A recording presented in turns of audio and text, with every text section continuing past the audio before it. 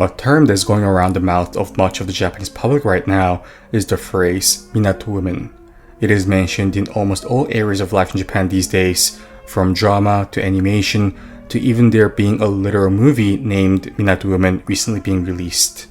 Minato is a ward located in Japan's capital city of Tokyo, commonly regarded as the wealthiest ward of not only Tokyo but all of Japan. In the Minato ward are districts such as Azabu, Aoyama, and Roppongi, where there are many expensive quote-unquote tower mansions, as the Japanese people like to call them, as well as the official embassies of many countries, such as the Embassy of the United States, France, and Germany, and needless to say, headquarters of multiple multinational firms such as Apple and Goldman Sachs.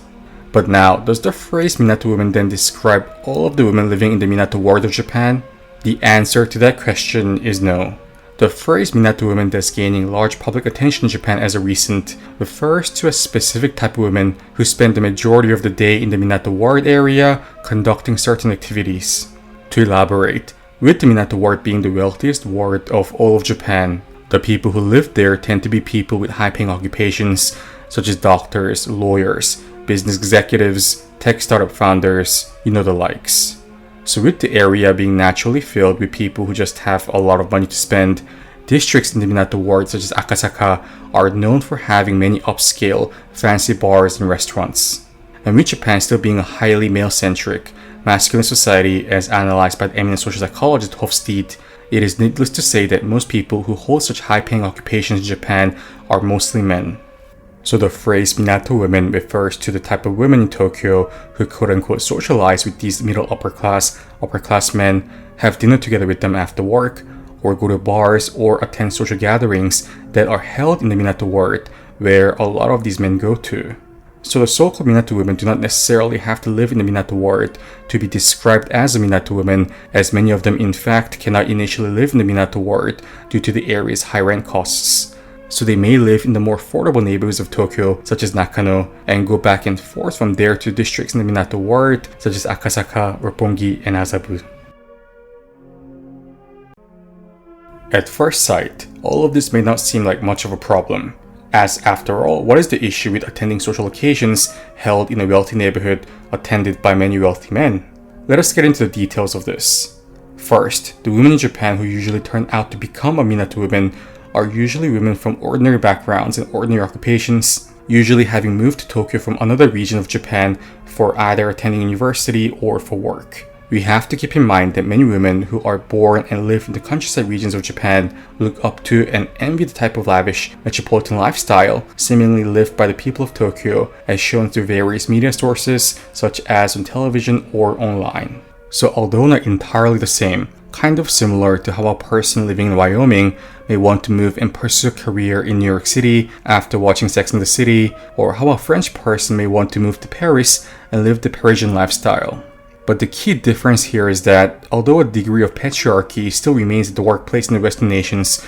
such as the US or in the UK, it is still nowhere near the same in its degree when compared to Japan. This analysis by the Chartered Management Institute shows that women occupy only 41% of the UK workplace management roles. However, when you actually compare those numbers to the one of Japan's, you soon get to realize that the statement 41% of the management roles are occupied by women can only be regarded as a dreamlike scenario in Japan. To elaborate, according to a Japanese government report from 2020, women only occupy 6.6% of the corporate department head positions. So this means that for most women in Japan who have came to Tokyo to live the urban, drama-like Tokyo lifestyle in which they have always aspired to live, the only way in which they can have the financial means to afford it is not to have a successful career for themselves, but to find men who already have reached the level of financial success through their careers and be financially sponsored by them one way or another.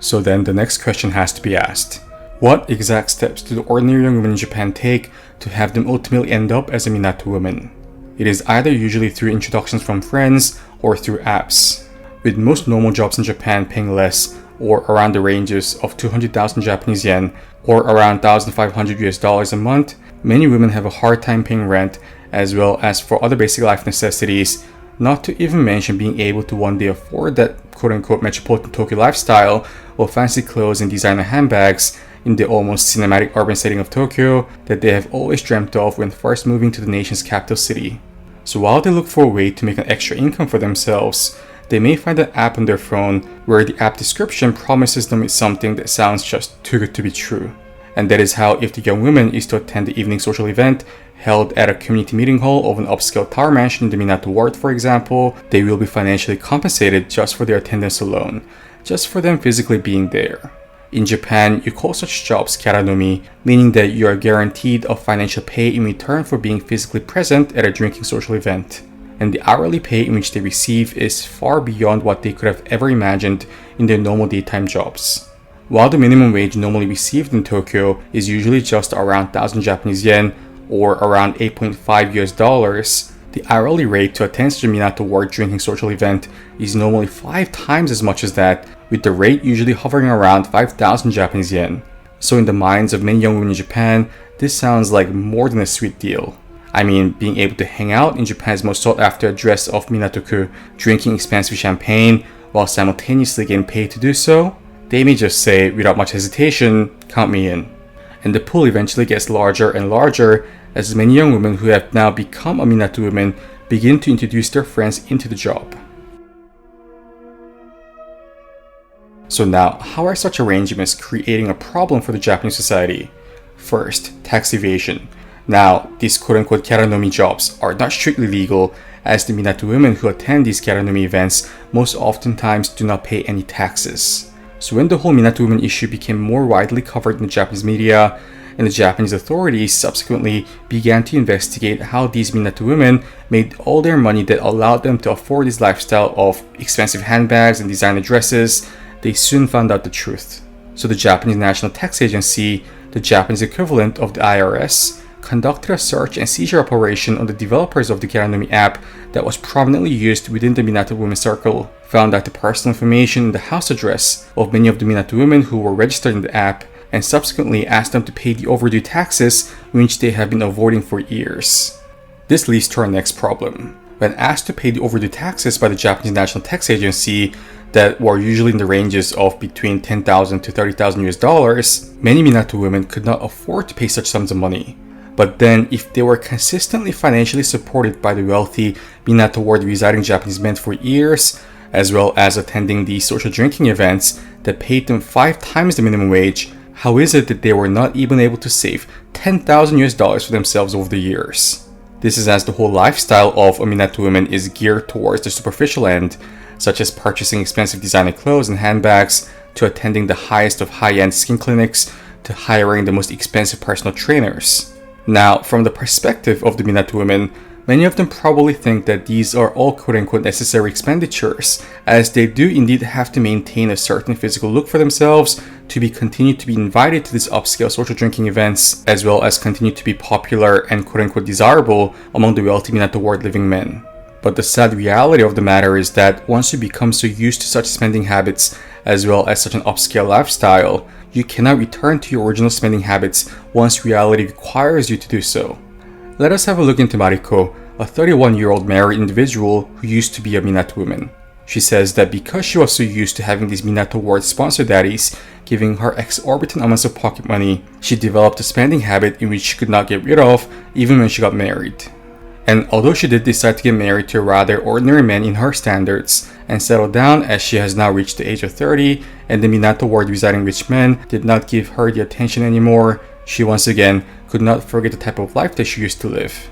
So long story short, she is now in debt of 30 million Japanese yen or around $215,000 US and have brought down her husband with her. Now they live in what she would consider as a poor area of Tokyo of the Nakano ward, being asked daily by the landlord to vacate the house as her family could not afford to pay rent. Other problems related to the Minato women phenomenon of Japan that is more serious in nature are encouraging illegal drug use and forcing S relationship onto the women. To elaborate, according to this interview by an anonymous Minato woman, she states how illegal drug use is rampant during these Minato ward social drinking events. For instance, the host or the male attendee may secretly put substances such as MDMA into the woman's drink or downright insist the woman to take the drug if she wants to continue to hang out in the event. And although such acts are clearly illegal under the Japanese law, the Minato Women interviewee states that the rich attendees of these Minato Ward social drinking gatherings had absolutely no sense of guilt whatsoever in regards to what they were doing. Furthermore, the Minato Women interviewee states that she has had experiences such as when the event attending men would physically grab hold of her and ask her to come with him for a quote-unquote after session in return for more financial compensation. Now, although the interviewee of this interview states that she rejected his offer, the same cannot be said for many of the other Minato women whose only source of income is often the sponsored payments of these Minato ward living wealthy men, and thus fear upsetting them and creating a bad reputation for themselves in the small Minato circle. Now, I know that in a video such as this, there is just bound to be a comment in the lines of, "Hey, this happens in other countries too." And we never said that such similar arrangements do not occur in other nations. But just because a similar phenomenon may occur in other nations as well, it does not mean that we have to be perfectly content with such a phenomenon happening in Japan and be forced into silence. And as you saw from the video, there are more than plenty of problems associated with this social phenomenon. Tax evasion, encouragement of illegal drug use, to harassment. And of course, there are the moral issues regarding the extreme normalization in Japan of wealthy men, mostly residing in the Minato ward, believing that it is perfectly fine to have drinks, and more often than not go on to financially sponsor women who may oftentimes be younger than their own daughters, while they tell their wife that they are quote-unquote working. And we believe you guys can make your own judgments based on your own moral compass. So when you travel to Japan and visit the wealthy districts of Akasaka, Azabu, Aoyama, and the likes of the Minato ward, and see these elegantly dressed women with their Dior handbags walking as confidently as can be, you now know that there is usually more to the story than what meets the eye.